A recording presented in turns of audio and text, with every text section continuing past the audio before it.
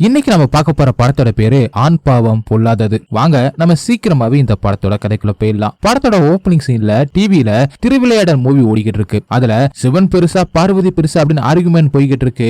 அந்த சீனை காட்டிட்டு அப்படியே ஹீரோயின் யோகா பண்ணிக்கிட்டு இருக்கிறத காட்டுறாங்க. அங்க ஹீரோனோட அம்மாவும் வந்து ஹீரோனுக்கு காஃபியை கொடுத்துட்டு மாப்பிள்ளையோட போட்டோவை உன் அப்பா உன் நம்பருக்கு அனுப்பி வச்சிருக்காரு, அதை பாரு அப்படின்னு சொல்லிட்டு போறாங்க. அவங்க போன உடனே ஹீரோன் அதை பார்த்துட்டு அப்படியே அவங்க ஃப்ரெண்ட்ஸ் குரூப் கிட்ட மாப்பிள்ளைய பத்தி டிஸ்கஸ் பண்ணிக்கிட்டு இருக்காங்க. இன்னொரு பக்கம் ஹீரோட அப்பாவும் அம்மாவும் ஜாதகம் பாக்குறாங்க. 10 பொருத்தம் பக்காவா இருக்கு அப்படின்னு சொல்லிட்டு சோசியர் சொல்ல அப்படியே அந்த சீனும் கட்டாகி இங்க ஹீரோனோட ஃப்ரெண்ட்ஸ் மாப்பிள்ளை பத்தி டீடைல்ஸ் இன்ஸ்டாகிராம் இந்த மாதிரி சோசியல் மீடியாவில சர்ச் பண்ணி பார்த்துட்டு நல்ல பையன் மாதிரி தான் இருக்கான் ஓகே சொல்லு அப்படி சர்டிபிகேட் கொடுக்குறாங்க. அப்படி ஹீரோவை காட்டுறாங்க.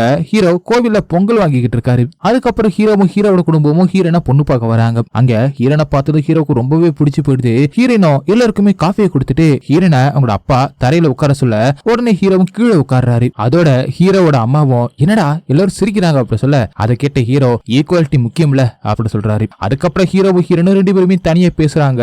அங்க ஹீரோ ஹீரோனோட வீட்டுல மாட்டிருக்கிற போட்டோஸ பார்த்துட்டு அம்பேத்கர் பெரியார்லாம் ஓகே, அது என்ன ஜி போப் அப்படின்னு கேக்குறாரு. அதுக்கு ஹீரோனோ அது ஜி போப் இல்ல கார்ல் மார்க்ஸ் அப்படின்னு சொல்றாங்க. அதோட ஹீரோவும் ஓ அப்படியா அப்படின்னு அதை அக்செப்ட் பண்ணிக்கிறாரு. அதுக்கப்புறம் ஹீரோ ஹீரோனுக்கு என்கேஜ்மெண்ட் நடக்குது. அதோட 2 பேருக்கும் லவ் ஸ்டார்ட் ஆகி லவ் பண்ணவும் ஆரம்பிக்கிறாங்க. ஒரு நாள் ஹீரோ ஹீரோயின் ஷாப்பிங் போய்கிட்டு இருக்கும் போது அங்க ஹீரோவும் ஹீரோயின் மாடல் ட்ரெஸ் போடக்கூடாது அப்படிங்கிற மாதிரி சொல்ல முடியாம மனசுக்குள்ளே நினைச்சுக்கிட்டு இருக்காரு. அதே மாதிரி ஹீரோயினும் ட்ரெஸ்ல என்ன இருக்கு, ட்ரெஸ் அப்படிங்கிறது கம்ஃபர்டபுளுக்கு தான் அப்படின்னு சொல்றாங்க. அதோட 2 பேருமே கார்ல பேசிக்கிட்டே போய்கிட்டு இருக்கும் போது ஹீரோவும் ஹீரோயின் கிட்ட ஹனிமூனுக்கு எங்க போலான்னு உனக்கு ஆசை அப்படின்னு கேட்கிறாரு. அதுக்கு ஹீரோயினோ அம்பேத்கர் பிறந்த இடம் போர்பந்தலுக்கு போலாம் அப்படின்னு சொல்றாங்க. அதை கேட்ட ஹீரோ மனசுக்குள்ள சிரிச்சுக்கிட்டு இருக்காரு. அதுக்கப்புறம் ஹீரோவும் நான் சிகரெட் அடிக்க போறேன் உனக்கு எதுவும் பிரச்சனை இல்லையே அப்படின்னு கேட்க எனக்கும் கொடுத்தா ஓகே அப்படின்னு ஹீரோன் சொன்னதை கேட்ட ஹீரோ அப்படி ஷாக் ஆகி உன் அப்பாவை நீ ரொம்பவே ஸ்ட்ரிக்ட்னு சொன்ன அப்படி சொல்ல அதோட ஹீரோயினோ அவங்க அப்பாவை பத்தி சொல்ல ஆரம்பிக்கிறாங்க. அதுல எனக்கு என் அப்பாவை ரொம்பவே பிடிக்கும், நான் பெரிய பொண்ணு ஆகிற வரைக்கும் என் அப்பா என்ன ராணி மாதிரி பாத்துக்கிட்டாரு. அதுக்கப்புறம் ரொம்பவே ஸ்ட்ரிக்ட் ஆகிட்டாரு. பொண்ணுங்கன்னா இப்படி இருக்கணும் அப்படி இருக்கணும், இதை பண்ணக்கூடாது அதை பண்ணக்கூடாதுன்னு சொல்ல ஆரம்பிச்சிட்டாரு. எனக்கு பெருசா ரொம்ப ஆசை இல்ல, வீட்டுல இருக்கிற ஆம்பளைங்க இதை சொல்லுவாங்களோ இல்ல அதை சொல்லுவாங்களோ அப்படின்னு பயந்து இல்லாம என்னோட விருப்பம் போல இருக்கணும் அப்படி சொல்றாங்க. அதை கேட்ட ஹீரோவும் ஹீரோனுக்கு சிகரெட்டை கொடுக்க அப்படி கல்யாணத்தை காட்டுறாங்க. அப்படி கல்யாணத்தோட சேர்ந்து ஒரு சாங்குமே ஸ்டார்ட் ஆகுது. அந்த சாங்குல ஹீரோ ஹீரோயின் அவங்களோட வாழ்க்கையை என்ஜாய் பண்ணி ரொம்பவே சந்தோஷமா வாழ ஆரம்பிக்கிறாங்க. சாங் முடிஞ்சதுக்கு அப்புறம் hero happy first month wedding anniversary அப்படி சொல்லிட்டு இது உன் வீடு உன் இஷ்டம் போல இரு, உன்னை யாருமே கேள்வி கேட்க மாட்டாங்க அப்படி சொல்றாரு. அதை கேட்ட ஹீரோனோ உன் கூட நான் 400 வருஷம் வாழண்டா அப்படி சொல்றாங்க. உடனே பவர் கட் ஆயிடுது. அதை பார்த்த ஹீரோ என்னடி பவர் கட் ஆகுது அப்படி சொல்லிட்டு அப்படியே அடுத்த சீன்ல 400 டேஸுக்கு அப்புறம் டைவர்ஷன் காட்டுறாங்க. அதுல ஹீரோ கோர்ட்டுக்கு போறாரு. அங்க ஒரு அம்மா பெமினிசத்தை பத்தி போராட்டம் பண்ணிக்கிட்டு இருக்க ஹீரோவும் நேரா உள்ள போய் அங்கிருந்த வக்கீல் கிட்ட ஒரு போட்டோவை காட்டி இந்த வக்கீல் எங்க இருக்காரு அப்படின்னு கேட்க அவங்களும் அதுக்கு டீ கடையை காட்டுறாங்க. ஒரு வழியா ஹீரோ அவரை பார்த்துட்டு நீங்க உண்மையில வக்கீல் தானா அப்படின்னு கேட்கிறாரு. அதுக்கு அவரு அதுக்காக எந்நேரமும் கோர்ட்டோடைய சுத்திக்கிட்டு இருக்க முடியும் அப்படின்னு சொல்லிட்டு என்ன பிரச்சனை அப்படின்னு ஹீரோ கேட்டுக்கிட்டு இருக்க ஹீரோவும் அதுக்கு பதில் சொல்றதுக்கு முன்னாடியே என்னாலலாம் கையெழுத்துலாம் போட முடியாது, வேணும்னா சொல்லுங்க என் ஃப்ரெண்ட் இருக்காங்க உங்க கேஸ பாத்துக்க அப்படின்னு அந்த வக்கீல் சொல்ல அதை கேட்ட ஹீரோவுக்கு மறுபடியும் அவர் வக்கீல் தானா அப்படின்னு சந்தேகம் வருது. ஏன் சார் நீங்க கேஸ் எடுக்க மாட்டீங்களா அப்படின்னு ஹீரோ கேட்க அதுக்கு ஹீரோவும் அதெல்லாம் அப்படித்தான், நீங்க இவ்வளவு வக்கீல் இருக்கும்போது என்னோட போட்டோ கட்டி விசாரிச்சுக்கிட்டு இருந்தீங்க அப்படின்னு வக்கீல ஹீரோ கிட்ட கேட்க அதுக்கு ஹீரோவும் நான் உங்க யூடியூப் ஃபாலோவர் சார் அப்படின்னு சொல்ல சரி என்ன பிரச்சனை அப்படின்னு விசாரிக்க ஆரம்பிக்கிறாரு. அதுல ஹீரோ அவங்களோட ஹாப்பியான லைஃப்லாம் சொல்லிட்டு ஒரு நாள் ஹீரோ காஃபி கேட்க ஹீரோனு கிச்சன்ல இருக்கு எடுத்துக்க அப்படி சொல்றாங்க. ஹீரோவும் சரின்னு யதார்த்தமா அவங்களோட கழுத்தை பார்க்கும்போது அதுல தாலியை காணோம், எங்கன்னு கேட்கிறாரு. ஜுவல் பாக்ஸ்ல இருக்கு அப்படின்னு ஹீரோனு சொல்றாங்க. இதை கேட்ட வக்கீல் இதான் பிரச்சனையா, இதுக்கா கோர்ட் வரைக்கும் வந்தீங்க அப்படி சொல்ல அது இல்ல சார் தாலி போடாதெல்லாம் ஒரு பிரச்சனை இல்ல, வெளிநாட்டுல எல்லாம் தாலியா போட்டிருக்காங்க அப்படி சொல்ல அதுக்கு வக்கீலும் ஆமா கரெக்ட் தான் அப்புறம் என்ன பிரச்சனை அப்படி சொல்றாரு. ஆனா என் அக்கா அம்மால தாலி போட்டிருக்காங்களா சார், அதான கல்யாணம் ஆனதுக்கு ஒரு அடையாளம் அப்படின்னு ஹீரோ சொல்றாரு. சரி மேல சொல்லுங்க அப்படின்னு வக்கீல் சொல்ல அப்படி பிளாஷ்பேக்ல ஹீரோவும் ஆபீஸ் முடிச்சுட்டு வீட்டுக்கு வந்து பார்த்தா சாப்பிட ஒண்ணுமே இல்லாம எம்டியா இருக்கும். யாராவது பெட்ரூமுக்கு போயிட்டு திறந்து பாக்குறாரு. அங்க ஹீரோன் ரீல்ஸ் பாத்துக்கிட்டு இருப்பாங்க. ஹீரோவும் ஊட போன உடனே ஹீரோவை ஹீரோன் திட்டுறாங்க. ஹீரோ சாப்பிட ஒண்ணும் இல்லடி என்னடி பண்ணிக்கிட்டு இருக்க அப்படின்னு சொல்ல வா சமைக்கலாம் அப்படின்னு சொல்லிட்டு ஹீரோவை ஹீரோனு கூப்பிடுறாங்க. ஏய் சண்டேனா ஓகே இப்ப நான் டயர்டா வந்திருக்கேன் அப்படின்னு சொல்ல அதுக்கு ஹீரோனோ எனக்கு தான் டயர்டா இருக்கு அப்படி சொல்றாங்க. உடனே ரீல்ஸ் பண்ணும்போது மட்டும் டயர்டா இல்லையா அப்படின்னு ஹீரோ கேட்டுட்டு அவரே ஏன்னா அது உன்னோட சாய்ஸ் அப்படித்தானே வா அப்படி சொல்லிட்டு போறாரு. அப்படியே கொஞ்சம் கொஞ்சமா சின்ன சின்ன விஷயத்துக்கெல்லாம் சண்டை நடக்குது. இந்த மாதிரி சின்ன சின்ன சண்டையில ஹீரோனோ இன்ஸ்டாகிராம்ல இந்த கப்பிள்ஸ் அப்படி இருக்காங்க பாரு அந்த கப்பிள்ஸ் இப்படி இருக்காங்க பாரு அப்படின்னு வெறும் ரீல்ஸா ஹீரோ கிட்ட காட்ட அதை பார்த்த ஹீரோ இதெல்லாம் வெறும் சும்மா விளம்பரத்துக்காக பண்றாங்க அப்படின்னு சொல்றாரு. அதுக்கப்புறம் ஹீரோனோ 28,000 செலவு பண்ணிருக்கத பார்த்துட்டு ஹீரோ ஹீரோயின் கிட்ட போயிட்டு அதை கேட்டுட்டு எல்லாமே நான் வாங்கி கொடுத்துறேன் அப்புறம் எப்படி இவ்வளவு செலவு செலவு அப்படின்னு கேட்க அதுக்கு ஹீரோட ஏடிஎம் அப்படி தூக்கி வீசிட்டு உன் காசு எனக்கு தேவையில்லை அப்படின்னு போயிடுறாங்க. மறுநாள் ஹீரோ ஆபீஸ்ல இருந்து வரும்போது அங்க ஒரு அம்மா இருக்காங்க. அவங்கள பார்த்த ஹீரோ இவங்க யாரா இருக்கும் அப்படின்னு திங்க் பண்ணிக்கிட்டு இருக்கும்போது ஹீரோன் அங்கே வந்து இனிமே இவங்க தான் எல்லா வேலையும் பார்க்க போறாங்க, என்னெல்லாம் வேலையே பார்க்க முடியாது அப்படி சொல்லிடுறாங்க. அதை கேட்ட ஹீரோ இவ்வளவு மட்டும் நீயா பார்த்த அப்படி சொல்றாரு. இது எல்லாத்தையுமே கேட்ட வக்கீலும் இதெல்லாம் கோர்ட் வரைக்கும் வர வேண்டிய அவசியமே இல்லையே அப்படின்னு சொல்றாரு. அதுக்கு ஹீரோவும் இதெல்லாம் இல்ல சார், என் லைஃப்ல நடந்த 4 சம்பவம் தான் சார் காரணம் அப்படி சொல்ல ஆரம்பிக்கிறாரு. அதுல ஒரு நாள் ஹீரோ ஹீரோயின் 2 பேருமே ஹீரோட சொந்தக்காரங்க ஃபங்க்ஷனுக்கு போறாங்க. அங்க ஹீரோட அப்பா ஹீரோயின் கால் மேல கால் போட்டு உட்கார்ந்து இருக்கிறத பார்த்துட்டு அவரோட ஒய்ஃப் கிட்ட சொல்ல உடனே ஹீரோட அம்மாவும் ஹீரோ கிட்ட கஞ்சாட காட்ட அதை புரிஞ்சுக்கிட்ட ஹீரோவும் காலை கீழே போட்டு உட்காரு எல்லாருமே ஒரு மாதிரி பாக்குறாங்க அப்படி சொல்றாரு. அதை கேட்ட ஹீரோனோ எனக்கு எது கம்ஃபர்டபுளா இருக்கோ அப்படிதான் இருக்க முடியும் அப்படி சொல்றாங்க. இப்படி 2 பேருக்கும் ஆர்குமெண்ட் ஸ்டார்ட் ஆகுது. அதுல ஹீரோ உன் அப்பா உன்னை பத்தி சொல்றதெல்லாம் கரெக்ட் தான், இவ்வளவு நேரம் கிளிப்பிடிக்க சொன்ன மாதிரி சொல்லி கொடுத்துக்கிட்டு இருக்கேன் அப்படி சொல்லி கத்த ஆரம்பிக்கிறாரு. ஹீரோன் அதுக்கு ஈக்குவலா கத்திட்டு அங்கிருந்து போறாங்க. அங்கிருந்த எல்லாரும் ஹீரோட அப்பாவோட பேரை சொல்லி தங்கவேலு மருமக என்னமா பேசுற பாத்தியா அப்படின்னு பேசுறாங்க. இதை கேட்ட வக்கீலும் இது கொஞ்சம் அவமானமான சம்பவம் தான் அப்படி சொல்றாரு. அதுக்கு ஹீரோவும் சார் சம்பவம் இது இல்ல அப்படியே இன்னொரு பிளாஷ்பேக் ஓபன் பண்றாங்க. அதுல ஹீரோனோட ஃப்ரெண்ட்ஸ் ஃபங்க்ஷனுக்கு போறாரு. அங்கே ஹீரோ வந்திருக்கிற காஸ்டியூமை பார்த்த ஹீரோனோ விருப்பாக அங்கிருந்து கோவமா கிளம்பி போயிடுறாங்க. அங்கிருந்த ஒரு மேடமும் ஹீரோவை முறைச்சு பார்த்துக்கிட்டே இருக்க ஹீரோ அங்கிருந்து போயிடுறாரு. அதுக்கப்புறம் இன்னொரு சம்பவம் நடக்குது. அதுல ஹீரோ இன்ஸ்டாகிராம்ல ரீல்ஸ் பார்த்துக்கிட்டு இருக்க திடீர்னு ஹீரோனோட ரீல்ஸ் வருது. அதை பார்த்த ஹீரோவும் கோவப்பட்டு என்னடி இது தப்பு தப்பா கமெண்ட் வந்துகிட்டு இருக்கு, ஃபர்ஸ்ட் அதை டெலீட் பண்ண அப்படி சொல்றாரு. அவங்க கமெண்ட் பண்ணா அதுக்கு நான் என்னத்துக்கு பண்றது, என்னெல்லாம் டெலீட் நான் பண்ண முடியாது அப்படி சொல்லிட்டு அப்படி கதவை சாத்திடுறாங்க. அதோட ஹீரோவும் பால்கனில உட்காந்து தண்ணி அடிச்சுக்கிட்டு இருக்க ஹீரோன் திடீர்னு அங்கே வந்து இப்ப எதுக்கு அங்க அப்பாவுக்கு ரீல்ஸ் அனுப்புன அப்படின்னு கேக்குறாங்க. அதுக்கு ஹீரோ நீதான் யாரு என்ன சொன்னாலும் கவலை இல்லைன்னு சொன்னேல, உங்க அப்பா கால் பண்ணுனா ஒழுங்கா காலையில தாலியை போட்டு வச்சு பொண்டாட்டி ஏறு அப்படி சொல்றாரு. இதை கேட்டு கடுப்பான ஹீரோனு கோவமா இருந்து போயிடுறாங்க. மறுநாள் காலையில ஹீரோவும் நைட்டு குடிச்சிட்டு உலர்னத வீடியோ எடுத்து ஹீரோனோ நெட்ல போட்டு விட்டுறாங்க. அதை பார்த்த ஹீரோவை கடுப்பாகி ஹீரோனை பார்க்க போறாரு. ஹீரோன் மாடல் ட்ரெஸ் போட்டு தாலியை போட்டிருக்காங்க. ஹீரோவும் என்ன சொல்றேன்னு தெரியாம போயிடுறாரு. அதுக்கப்புறம் சம்பவம் 3 அப்படின்னு காட்டுறாங்க. அதுல ஹீரோ ஆபீஸ்ல இருந்து வீட்டுக்கு வந்து காலிங் பில் அடிக்க ஆனா ஹீரோன் வேணும்னே துறக்காம இருக்காங்க. அங்கே வந்து ஹீரோ ஹால்ல தானே இருக்க, ஏன் எந்திரிச்சு துறந்தா என்ன அப்படின்னு கேட்க அடுத்து ஆபீஸ்ல அவ்வளவு ஒர்க் வீட்டுக்கு போலாம் அப்படின்னு வந்தா அவ்வளவு லிஸ்ட் சொல்ற ஒவ்வொன்னும் ஒவ்வொரு இடத்துல இருக்கு, உனக்கு என்னதான் பிரச்சனை அப்படின்னு ஹீரோ கேட்க ஹீரோன் பேசாம பெட்ரூமுக்குள்ள போயிட்டு கதவை லாக் பண்ணிக்கிறாங்க. அங்கே போய் ஹீரோவும் பார்த்தா வெறும் பலூனா இருக்கு. அதை பார்த்த ஹீரோ அப்படி ஷாக்காய் நிக்கிறாரு. இன்னைக்கு நமக்கு கல்யாண நாள், அது கூட உனக்கு ஞாபகம் இல்லையில, ஆபீஸ் கிளம்பி போயிட்ட, கால் பண்ணாலும் எடுக்கல அப்படி சொல்லி ஹீரோன் ஃபீல் பண்றாங்க. அப்ப 2 பேருமே சமாதானம் ஆயிடுறாங்க.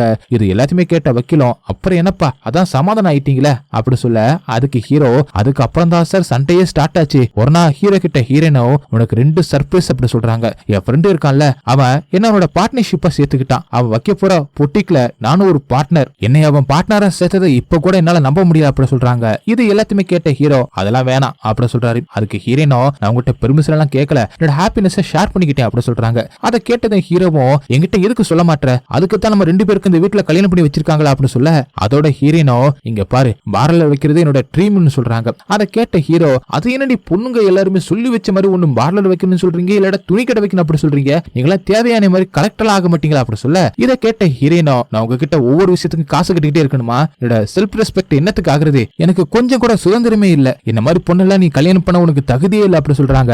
அதை கேட்ட ஹீரோ என்னது எனக்கு தகுதி இல்லையா, அடியே பொண்ணு பாக்குற அன்னைக்கு நீ சொன்னது கால் மார்க்ஸ் கிடையாது, அது ஜி போப்பு தான், அன்னைக்கு அப்படி சொன்னா என்ன வேணாம்னு சொல்லி இருந்தா சொல்லல, சரி அதெல்லாம் இருக்கட்டும், நம்ம வெட்டிங் டே அன்னைக்கு வெட்டின கேக்க சின்ன பசங்க கொடுக்கலாம் அப்படின்னு நான் சொன்னேன், நீ என்ன சொன்ன வேணா அதை நானே திங்கிறேன் அப்படி சொன்னேல, நீ எல்லாம் கம்யூனிஸ்ட் பத்தி பேசுற அப்படி சொல்றாரு. ஹீரோனோ அது எல்லாத்துக்கும் அமைதியா இருக்காங்க.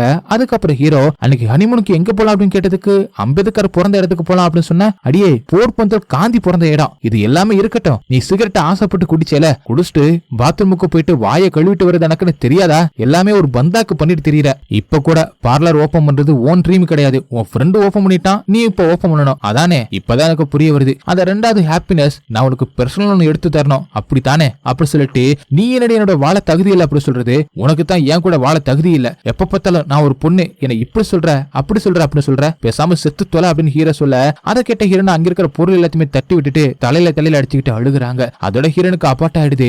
அப்படியே ஹீரோனை ஹாஸ்பிட்டல்ல சேர்த்துட்டு அடுத்த சீன்ல இங்க ஹீரோ இதான் சார் நடந்தது, அவ கர்ப்பமா இருந்தது எனக்கு தெரிஞ்சிருந்தா நான் ஏன் சார் வேண்டாம்னு சொல்லியிருக்க போறேன், உலகத்துல அவ என்ன கேட்டாலும் வாங்கி கொடுத்திருப்பா சார் அப்படி சொல்லிட்டு அவ எனக்கு வேணும் சார் அப்படின்னு அழுகுறாரு. அதுக்கப்புறம் என்னாச்சு அப்படின்னு வக்கீல் கேட்க அப்படியே ஹாஸ்பிட்டல்ல காட்டுறாங்க. அங்க ஹீரோ மெடிசன் வாங்க போன அந்த நேரத்துல ஹீரோயின் காணாம போயிடுறாங்க. அதோட ஹீரோ அங்கிருந்த எல்லாருமே விசாரிச்சுட்டு ஹீரோனோட ஃப்ரெண்ட்ஸ்க்கு கால் பண்ணி அப்படியே அழுதுகிட்டே நடந்ததை நினைச்சு பாக்குறாரு. அதுல சண்டை நடந்தப்ப ஹீரோயின் அவங்க கர்ப்பமா இருந்த அந்த காடை தூக்கி போட்டுட்டு கீழே மயங்கி விழுந்துருவாங்க. அப்பதான் ஹீரோக்கு ஹீரோயின் கர்ப்பமா இருக்காங்க அப்படிங்கிற விஷயமே தெரியும். அதுக்கப்புறம் ஹீரோவும் ஒவ்வொரு இடமா ஹீரோனை தேடி போறாரு. ஒரு வழியா ஹீரோன் இருக்கிற இடத்துக்கு போறாரு. ஹீரோன் லக்ஷ்மி அப்படிங்கிற ஒரு அட்வொகேட்டோட வீட்டுல இருப்பாங்க. ஒரு நாள் ஹீரோ பார்ட்டிக்கு போனப்ப ஹீரோவை முறைச்சு பார்த்தவங்க தான் இந்த அட்வொகேட். ஹீரோ அங்க போயிட்டு ஹீரோனை கூப்பிட ஹீரோனோ இவனோட முகத்திலேயே முழிக்க பிடிக்கல அப்படி சொல்றாங்க. உடனே லக்ஷ்மியும் அடிச்சு அபார்ட் பண்ணிட்டு இங்க இருக்கு வந்து அப்படி சொல்லி செக்யூரிட்டியை கூப்பிட்டு ஹீரோவை வெளியில தள்ளிடுறாங்க. அப்படியே ஹீரோவும் நடந்த எல்லாத்தையுமே சொல்லி முடிக்க அங்க வந்து சித்து அப்படிங்கிற ஒருத்தர் ஹீரோட வக்கீல் கிட்ட என்னடா நாராயணா புது கேஸா அப்படி சொல்ல அப்படி ஆமான்னு சொல்லி வக்கீல் அவரோட ஃப்ரெண்டு சித்துவை கூட்டிகிட்டு போறாரு. அப்படி மகளிர் ஸ்டேஷனை காட்டுறாங்க. அங்கே வந்த உடனே வக்கீலும் சித்து கிட்ட என்ன கேஸ் இவர் மேல போட்டிருக்காங்க அப்படின்னு போய் விசாரி அப்படின்னு வக்கீலும் சொல்ல சித்துமே இங்க போறாரு. இங்க ஹீரோ கிட்ட வக்கீலும் இந்த இடம் நீ ஆம்பளையா பிறந்ததுக்கு உன்னை எந்த அளவுக்கு கஷ்டப்படுத்த முடியுமோ அந்த அளவுக்கு கழுவி ஊத்துவாங்க அப்படி சொல்ல அப்படி அங்க ஒரு கேஸ கட்டுறாங்க. அதுல போலீஸ் மேடம் ஒருத்தக்கிட்ட டைவர்ஸுக்கு அப்புறம் நீ தாண்ட ஜீவனாம்சம் கொடுக்கணும் அப்படி சொல்லி திட்டிக்கிட்டு இருக்காங்க. அப்படி இங்க ஹீரோ கிட்ட வக்கீலும் என்ன நடந்தாலும் கோவம் மட்டும் பற்றாத, இந்த காம்பவுண்ட்குள்ள உன்னோட காதை செவுட வச்சுக்க, என்னால இன்னைக்கு வக்கீலா ஆஜராக முடியாது, நீ ஒன்னும் கவலைப்படாத, அதுக்கு தான் என்னோட ஜூனியர் வக்கீல சித்துவை அனுப்பியிருக்கேன், நம்மளை பொறுத்த வரைக்கும் இன்னைக்கு உன்னை ரிமாண்ட் எடுக்க கூடாது, அது மட்டும் தான் நம்ம டார்கெட் அப்படின்னு சொல்றாரு. அதுக்கப்புறம் வக்கீல ஹீரோ கிட்ட ஆப்போசிட்ல ஆஜராக போற வக்கீல் தான் யாருன்னு தெரியல அப்படி சொல்லிக்கிட்டு இருக்கும்போது லக்ஷ்மியும் அங்க ஹீரோனோட வந்து கார்ல இறங்குறாங்க.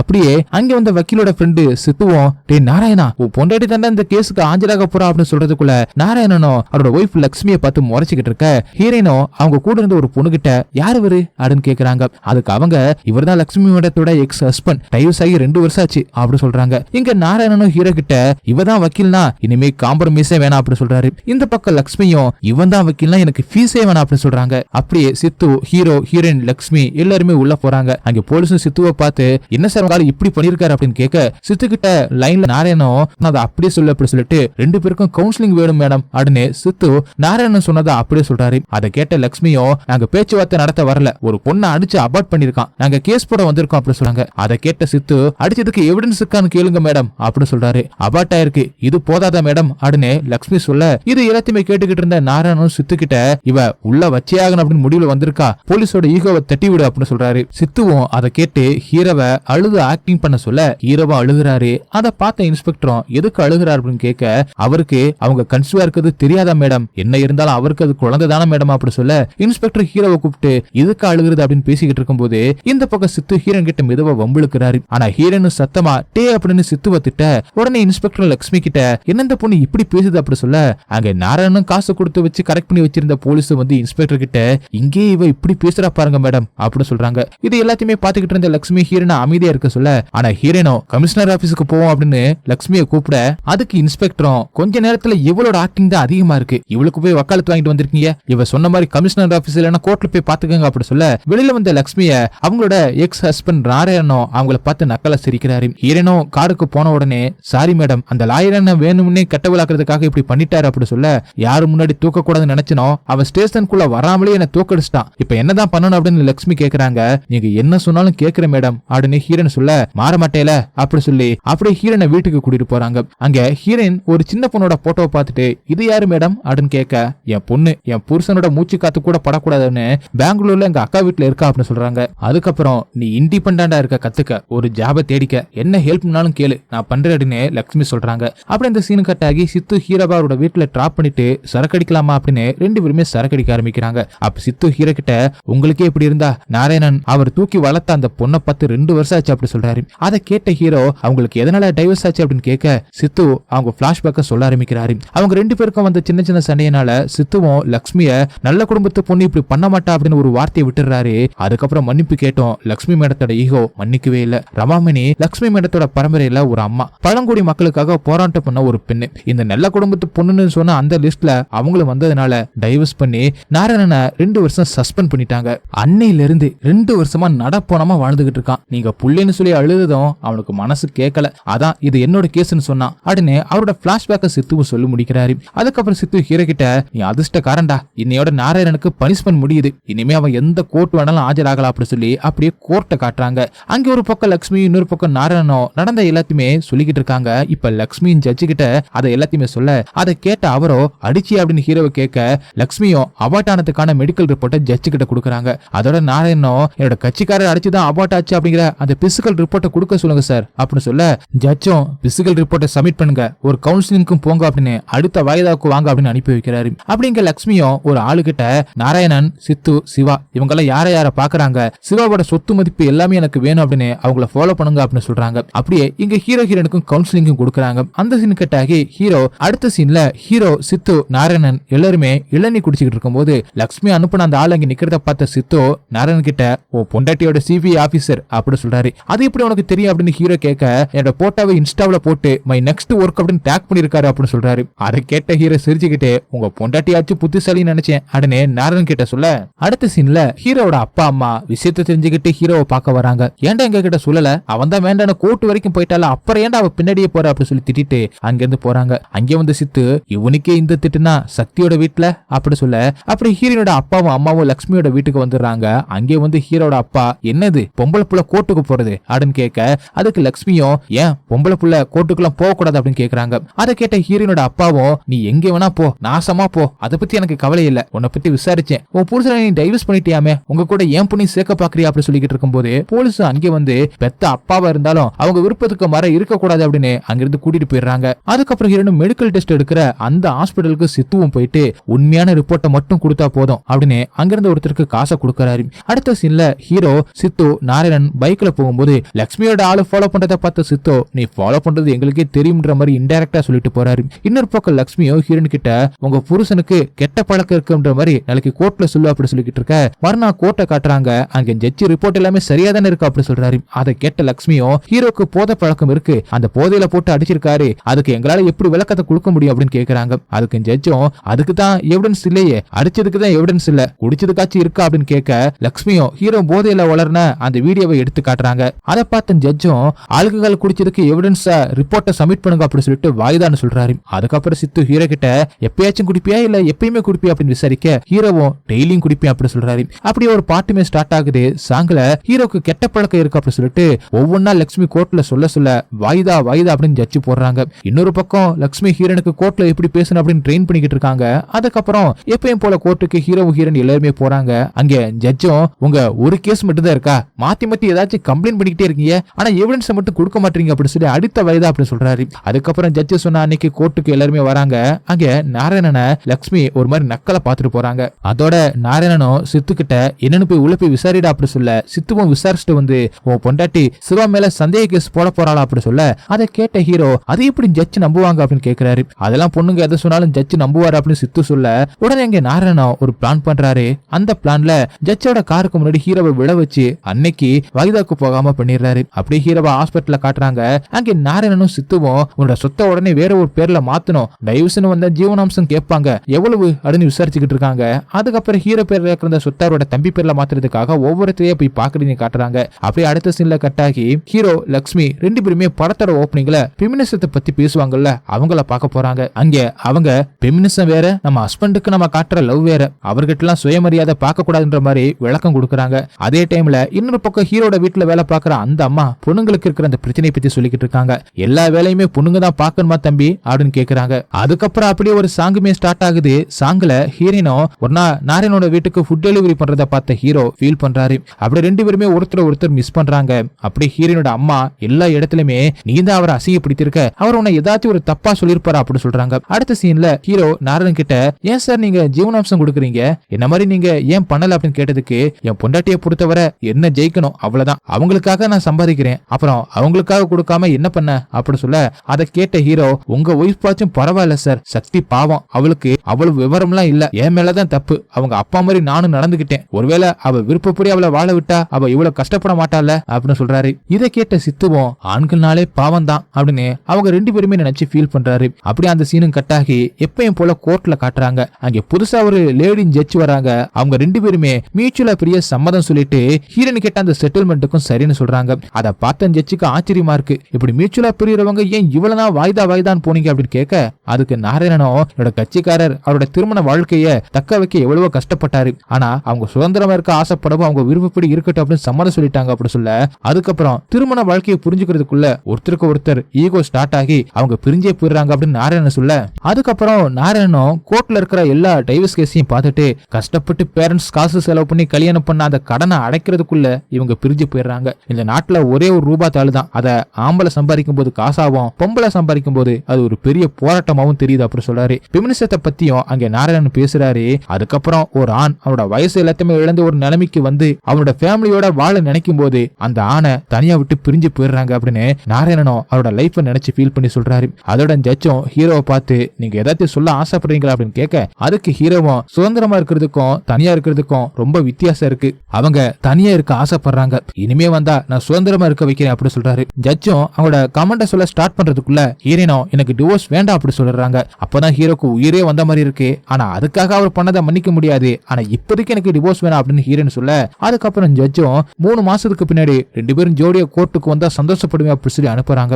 எல்லாருமே வெளியில வர்றாங்க. அப்ப நாராயணனுக்கு அவரோட பொண்ணு வீடியோ கால் பண்ணி அம்மா பேச சொன்னாங்க அப்படி சொல்றாங்க. அதோட அவரும் பொண்ணை பார்த்து அழுகிறாரு. இன்னொரு பக்கம் ஹீரோனும் லட்சுமி கிட்ட சாரி சொல்ல இது உன்னோட விருப்பம் தான் அப்படின்னு சொல்லிட்டு போறாங்க. அதோட ஹீரோவை கூப்பிடுறாங்க.